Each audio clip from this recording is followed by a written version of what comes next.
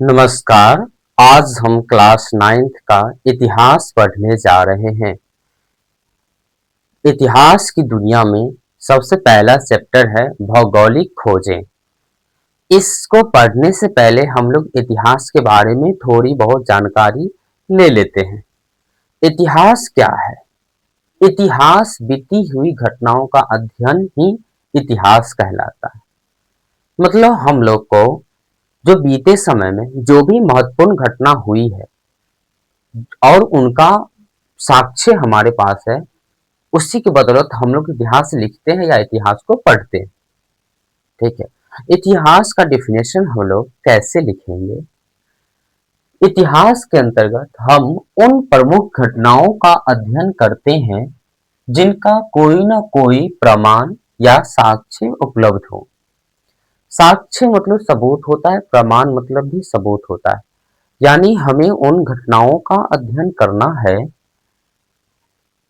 जिस घटना के बारे में कोई ना कोई सबूत हो।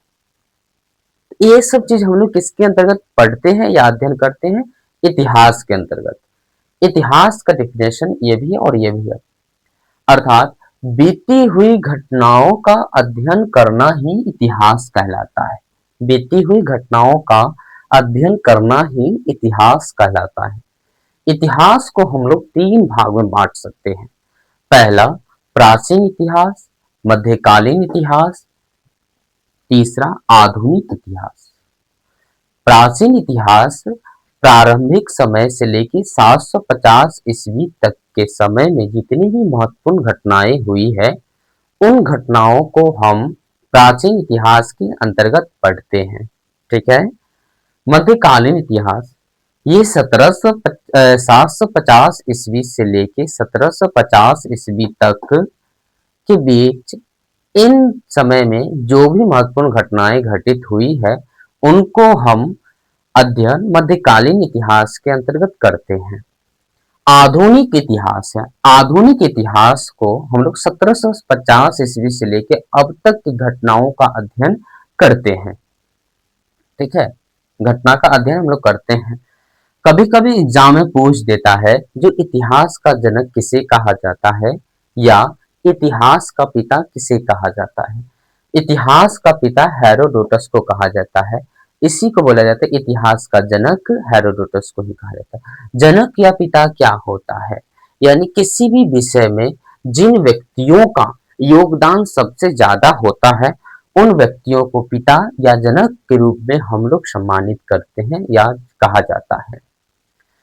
यानी पिता या जनक का मतलब एक ही लाइन में हुआ कि किसी व्यक्ति के द्वारा किसी विशेष विषय में काफी योगदान रहता है। ठीक है।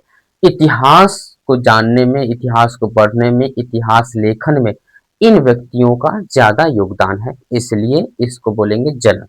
ठीक है। सबसे ज्यादा रहता है योगदान, उसको बोला जाता है जनक। इतिहास को हम तीन भाग में बांटे हैं। तीनों इतिहास के पिता भी है, जनक भी कहा जाता है। किसको?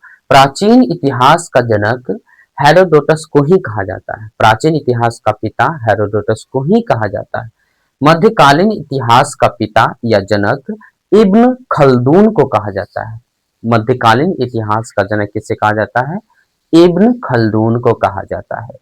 आधुनिक इतिहास का जनक या आधुनिक इतिहास का पिता लॉर्ड वॉल्टेयर को कहा जाता है। किसको कहा जाता है? लॉर्ड वॉल्टेयर को कहा जाता है। आइए इतिहास को हम अलग से भी दो पार्ट में बांटेंगे। इतिहास को हम लोग दो पार्ट में बांटेंगे, तो एक आता है भारतीय इतिहास, दूसरा आता है विश्व इतिहास। क्या आता है? विश्व इतिहास और भारतीय इतिहास। हम लोग के क्लास 9th में जो इतिहास है वो विश्व का इतिहास है, वो विश्व इतिहास है। हम लोग के बुक पे भी लिखा हुआ है इतिहास की दुनिया। दुनिया मतलब विश्व होता है और दुनिया की इतिहास या इतिहास की दुनिया दोनों सेम बात है। इस विषय में हम लोग का पहला चैप्टर भौगोलिक खोजें। भौगोलिक खोजें हम लोग नेक्स्ट वीडियो में पढ़ेंगे। आज के लिए इतना ही। धन्यवाद।